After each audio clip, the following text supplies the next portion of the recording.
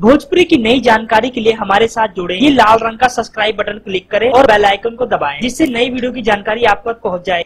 जान लीजिए, सब्सक्राइब करना बिल्कुल फ्री है। अभिनेता सुपरस्टार खेसारी लाल यादव की फिल्म बाबरी मस्जिद, जिसका नाम हम है हिंदुस्तान कर दिया गया था, वो 4 अगस्त को आप लोग के नजदीकी सिनेमाघरों में देखने को मिल जाएगी।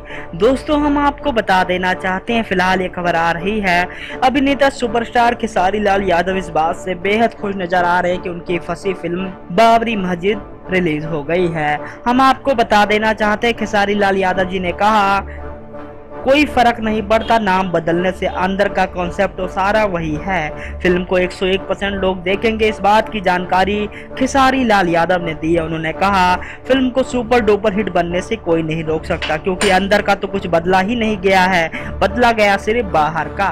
दोस्तों, हम आपको बता देना चाहते हैं, इस फिल्म के लिए काजल राघवानी ने बहुत मेहनत की है।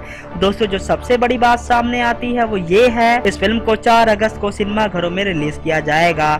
दोस्तों, ये फिल्म बताया जा रहा है कि रिलीज होने से पहले ही सुपर डुपर हिट बनने की तैयारी में लग गई है, क्योंकि दोस्तों इस फिल्म के जरिए खेसारी लाल यादव जी ने सोशल मैसेज देने का फैसला किया है। धन्यवाद।